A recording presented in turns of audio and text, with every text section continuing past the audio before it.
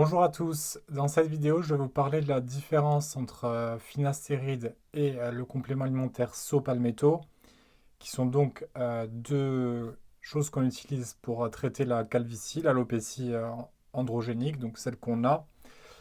Euh, donc en fait on va parler de la différence mais aussi des similitudes, puisque c'est principalement ça que je voudrais aborder, pour un peu vous dire que ce n'est pas parce que c'est naturel que c'est sans risque. Donc un petit message avant, je ne suis pas médecin. Moi-même, j'ai juste essayé ces compléments-là, le complément et la finastéride, et j'ai découvert qu'il y a beaucoup de dangers sur les vidéos. Par exemple, sur YouTube, j'ai vu qu'il y a beaucoup de gens qui ont été vraiment impactés. Leur vie ont été vraiment amoindries, et leur qualité de vie. Ils ont eu beaucoup de choses très négatives. Et en fait, tout ça parce qu'ils voulaient régler leur problème de calvitie, ils se retrouvent avec d'autres problèmes encore plus graves. Donc voilà, je ne suis pas médecin, mais je vais quand même vous dire ce que j'ai appris sur le sujet, fort de mon expérience et des lectures que j'ai pu faire, afin peut-être de vous sensibiliser à la chose, et peut-être n'hésitez pas à regarder le témoignage des gens. Il y a beaucoup de gens qui témoignent sur ces sujets-là, donc ce serait peut-être intéressant que vous les regardiez. Alors sans plus attendre, on va commencer. Alors, concernant la calvitie, donc l'alopécie, pourquoi on perd nos cheveux? Alors, vous le savez peut-être, soit androgénique, donc en fait c'est en nous que nous l'avons, c'est dans nos gènes. Soit c'est suite à un événement, le stress par exemple, ou des événements dans notre vie. Alors moi, on va traiter de celle qui est génétique. Alors celle qui est génétique, là, ce qu'on pense être la cause, c'est que on a une enzyme qui s'appelle l'enzyme 5 alpha réductase, qui va en fait transformer la testostérone en DHT. Et c'est cette hormone, la DHT, qui va en fait se fixer sur certaines parties, dont le sommet du crâne. C'est pour ça que l'alopécie vient principalement ici, et aussi sur les tempes. Donc ici. Et donc en fait, ce DHT va venir réduire le follicule pileux. Et donc c'est ça qui va créer en fait de la calvitie. Donc que vient faire notre complément alimentaire Sopalmetto? C'est fait à partir d'un palmier de Californie.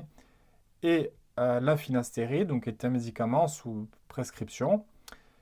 Eh bien, ils viennent en fait inhiber cette enzyme 5-alpha réductase, ce qui fait que la testostérone se convertit beaucoup moins en DHT. Donc voilà, ça c'est pour la partie un peu théorique. Alors, le problème avec tout cela, c'est que certes, ça peut venir réduire l'alopécie, donc la chute de cheveux, mais déjà, ce qu'il faut savoir, c'est qu'avec le finastéride, du moins, quand vous arrêtez la finastéride, eh bien, l'alopécie revient. Donc en fait, déjà, il faut savoir que si on le prend, c'est à vie, hein. Ça ne va pas venir vous réduire votre problème. Et d'ailleurs, si vous allez commencer à mettre de la finastéride, vous allez avoir une chute capillaire, donc tous les petits poils un peu vont s'en aller, et ça va être remplacé théoriquement par des cheveux plus denses et tout ça. Mais le jour où vous arrêtez la finastéride, eh bien, vous allez avoir votre alopécie de nouveau. Donc ce n'est pas curatif. La seule chose qui va venir être définitive, et encore là aussi, il y a beaucoup de cas où il faut repasser derrière, c'est la greffe capillaire. Mais en général, ceux qui se dirigent vers la finastéride ou le saut palmetto, c'est bien entendu pour éviter cette procédure qui est assez contraignante. D'ailleurs, je vous invite à regarder, en Turquie, il y a de plus en plus de cas. Donc vous savez que c'est un peu l'Eldorado là-bas, on réserve un billet où il y a hôtel compris avec un spa et tout ça. Et ensuite, on fait notre procédure. Tout est compris, tout est pas cher comparé au prix français, par exemple. Donc, c'est très tentant. Mais je vous invite à regarder les cas. Là aussi, il y a des désastres. Récemment, il y a un jeune qui a fait un implant donc, pour sa barbe. Et ça s'est mal passé et il n'est plus de ce monde. Donc, je vous laisse un peu deviner les conséquences d'une opération ratée. Donc, revenons sur nos compléments alimentaires. Ça réduit la DHT. Ok, super, ouf, on est sauvé, on a un peu plus de cheveux sur le crâne. Mais en réduisant la DHT, en fait, on peut. Cette hormone, si elle est là, c'est qu'il y a une raison. et ça peut créer un dérèglement hormonal assez important. Alors la finastéride est beaucoup plus puissant que le saut-palmetto, donc en général, il y a moins de risques si vous prenez le saut-palmetto, mais globalement, ils agissent de la même manière et donc créent les mêmes symptômes et les mêmes effets secondaires potentiels. Alors il y a un nom pour ça concernant le finastéride, ça s'appelle le post-finastéride syndrome.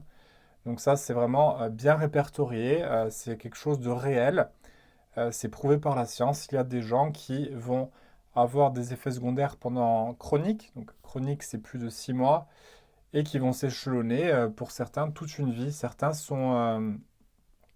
vont durer très longtemps, et donc on a des risques. Après, il y a des gens qui ne sont plus de ce monde, puisqu'ils n'ont pas accepté en fait les effets secondaires que cela a causé.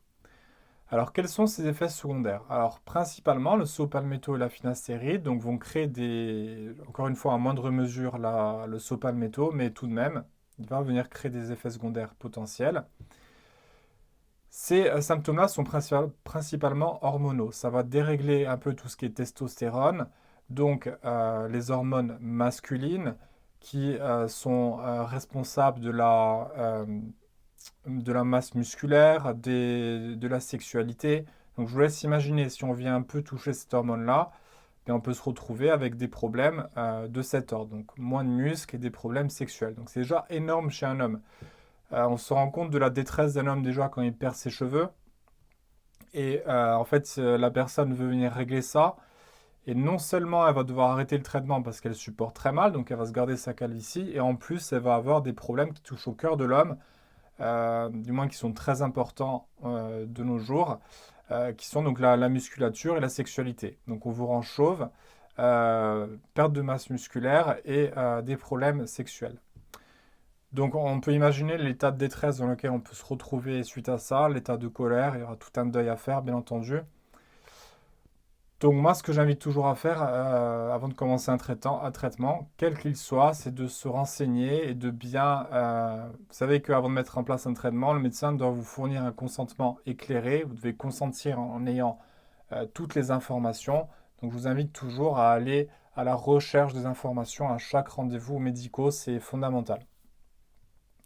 Donc je vous disais, perte musculaire, problèmes sexuels, des problèmes de testostérone aussi.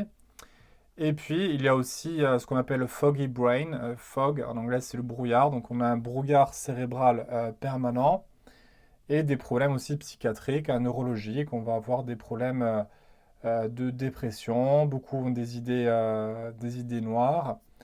Donc, il y a tout un tas de panels de symptômes qui va potentiellement se développer. Et malheureusement, on ne peut plus retourner en arrière. Et là, les médecins ne pourront plus grand-chose pour vous. Donc, vous voyez en fin de compte, finastéride, saut-palmetto, une action assez similaire, bien que le finastéride soit plus puissant. Mais il ne faut pas se dire que parce que nous avons un complément et donc qui est naturel, un saut-palmetto, on se dit bon, ça n'a pas mis en Californie, ça ne peut pas me faire du mal, c'est du verre, je mange du verre tous les jours. Non, ça peut avoir des conséquences irrémédiables, irréversibles. Donc je vous invite toujours à vous renseigner un peu lorsque vous mettez en place un traitement et ne pas laisser votre désespoir prendre le dessus. Parce que quand on perd nos cheveux, regardez, je suis un des vôtres, hein. Ouais, j'ai ici, et là je cache beaucoup les tempes, mais je l'ai là aussi et là. Et voilà, c'est amené à s'aggraver. Moi, je suis dans un processus d'acceptation. Je les garde encore un peu, mais j'ai déjà tout rasé avant. Et d'ailleurs, j'étais même plus satisfait avant. Euh, donc, moi, le jour où ça viendra, je raserai tout. Et loin de moi l'idée de me créer d'autres problèmes avec les médecins. Dieu sait si j'en ai eu. Je vous invite à regarder mes vidéos, hein. J'ai fait des vidéos sur les complexes physiques. J'ai fait une vidéo sur beaucoup de médicaments que j'ai moi-même essayés, qui ont été dévastateurs pour moi, notamment un antibiotique que j'ai pris suite à une infection urinaire. Bref, la liste est longue malheureusement.